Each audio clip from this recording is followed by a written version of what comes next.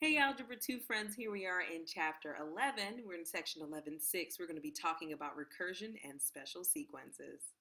So our vocabulary probably consists of at least one phrase that you are familiar with, Fibonacci sequence, and it's a sequence that starts off, sometimes I've seen it start off with 0, but I'm going to start off with 1 here. So it's a sequence that does this, and tell me if you could see the pattern. 2, and then 3, and then 5, and if we've spent any time together, you're going to be like, okay, I know this. This is the one she always puts on the board. All right. So this sequence is considered the Fibonacci sequences. We have talked about geometric sequences. We've talked about arithmetic sequences, and clearly none of these follow that pattern, right? Especially this little double one. Sometimes you can see a 0 here, as I said before. Okay, so this is the sequence. And so what's happening? And this sequence is very much dependent on having some prior information. You need to know the two prior numbers to figure out the next number. 0 plus 1 is 1, and then you get that. And as soon as I said that, you're like, oh yeah, we remember. 1 plus 1 is 2, and then 1 plus 2 is 3. You guys see what's going on. So this sequence can keep going on. 1 plus 2 is 3, 2 plus 3 is 5, 3 plus 5. You know, you get it. I don't have to keep going, do I? But I'm enjoying it. All right. So this is a recursive function, and the reason why it's recursive is because, well, lots of functions can be lots of sequences can be spoken about recursively, but this one really needs to be spoken about recursively. What does that mean? It means like there is no way to calculate like the, let's see, 1, 2, 3, 4, 5, 6, 7, 8, 9, let's say 300th number. Maybe there is a way, but there's no simple way right now to calculate the 300th term of the Fibonacci sequence without actually doing it, or that's the most convenient, straightforward way. So a recursive formula is one that is dependent on knowing the previous value. So for instance, for the Fibonacci sequence, if I wanted a sub n, I know that a sub n is equal to the number behind it, a sub n minus 1, plus the number behind that, a sub n minus 2. So this would be a recursive formula requiring me to go to the values before it. So the ones that we talked about, the other formulas that we had before, like if I wanted to know a sub n of some arithmetic sequence, I could just use that formula. A sub n equals a sub 1 plus n minus 1 times d, and that can get me specifically to the n value. And I know it seems a little bit like, well, how is this not recursive? We're using the first term. Yes, we do need the first term, and yes, we do need the common difference, and we need to obviously know the n value that we're looking for. So there are some variables that we need to fill in, but I can do this for any n value. Whereas to find this n value, I have to know definitely what happened to the last two. So it's the recursiveness of it is the dependence on having to know the two behind it, whereas this one I can kind of with a couple of bits of good information I can go to any value. Does that make sense? So this is recursive, and this one, even though they didn't ask us, this one is an explicit formula. In fact, I can make a recursive formula for this same situation. Watch this. A sub n is going to be equal to a sub n minus 1, the one right before it, plus the common difference, right? Doesn't that kind of make sense? Because we know when we're dealing with an arithmetic sequence, we're always adding the common difference. Again, this is going to be recursive because I need to know it's not like I need to know specific things that don't change. I need to know things that change. So I need to know a sub n minus 1. I'm hoping this is clear. You guys will let me know. And the final term is iteration.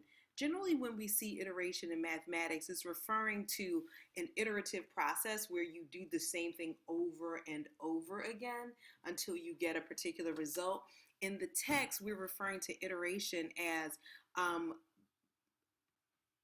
the composition of a function with itself. So composition, we remember f of x, right? That's me doing the same function activity over and over again. So this would be the second iteration, and f of x would be the third iteration. We're going to get more into that a little bit later. So that's our vocabulary. Let's do some problems. So here in example 1, we're going to use a recursive formula. We're given some information.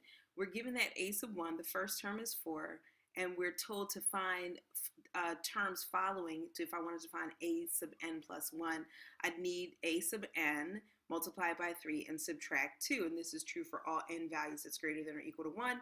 We're asked to find the first 5 terms. So we've been given that a sub 1 is 4, so I can put that there. And to find, let's say, a sub 2, that would be a sub 1 plus 1, which is a sub 2. I have to take a sub 1, multiply it by 3, so that's 3 times 4, and then I'm going to subtract 2. That's going to be 10 because that's 12 minus 2. Then I keep going. I need to find the next term. So this is a sub 2. I need to find a sub 3. So that's a sub 2 plus 1, and that's equal to 3 times the last value minus 2. 3 times that is 30, minus 2 is 28. You see where this is going. So a sub, oh, got excited. A sub 3 plus 1, or a sub 4, which is the one we're looking for now. You guys see this. 3 times 28 minus 2. I had to think about that, as 84 minus 2 gives me 82. And finally, look at that, 28, 82, that's nice. And then the next thing that we have to do is a sub 4 plus 1, which is a sub 5, is to take 3, multiply it by a sub 4, which is 82, and then we're going to subtract 2. And so 3 times 2 is 6, 3 times that is, so it's 246 minus 2, which is 244.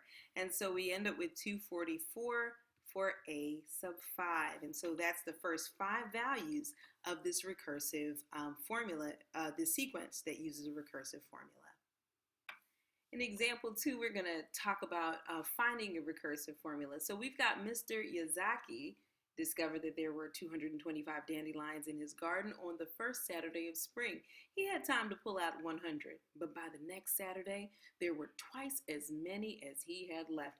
Each Saturday in spring, he removed 100 dandelions, only to find that the number of remaining dandelions had doubled by the following Saturday. He seems like an angry man, but that's okay. No judgment here. Let's figure out the recursive formula. We're going to write a recursive formula for the number of dandelions Mr. Yazaki finds in his garden each Saturday. There's no surprise that a sub 1 is 225.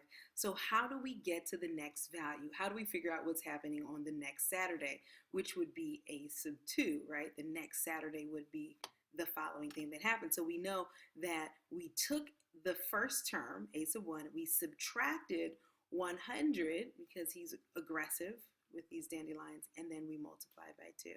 And so if I'm going to do that, I need to actually use the values here. So when I subtract 100 from 225, I get 125, and when I multiply that by 2, I end up with 250.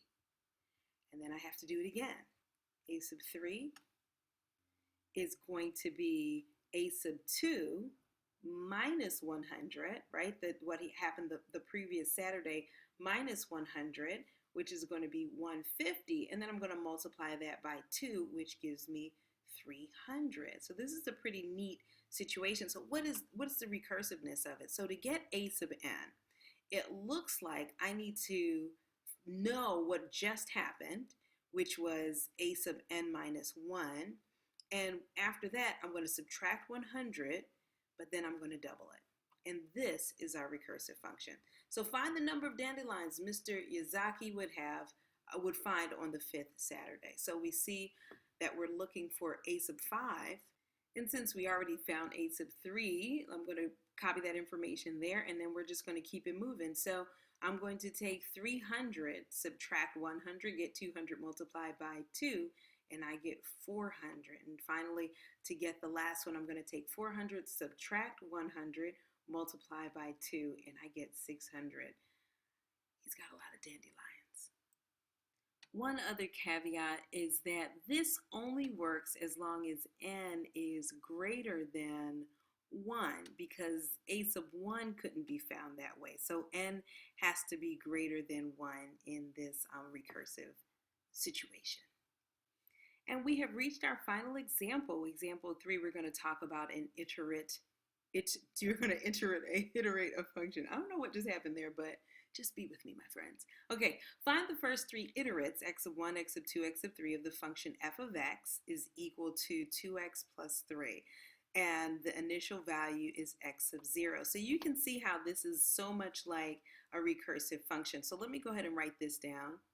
So I've just written down what each of these values would be. So x sub 0 is 1, and then we're going to go ahead and do the thing. So I'm going to put do the thing. I'm going to put 1 in here into this function. So when I put 1 into the function, I get 5.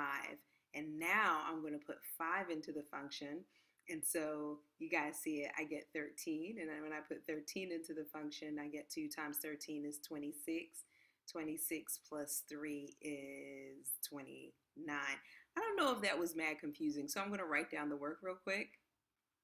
And so this is how we get it. And hopefully this makes sense. Like you can see that this is just f of x sub 0, right? I just plugged that in. Whereas this is, this is f of x sub 0. I think I'm over explaining. I think you guys are like, we got it a long time ago. This is f of x sub 0. And so you see the compositeness of these functions forming the iterativeness of, I don't have anything else to do, so you guys are like, still here. It's over. You can go. Have a great one. It's been a great opportunity to talk to you guys. Definitely take it easy and let me know if you have any questions. And of course, as always, I look forward to talking to you soon. Bye-bye.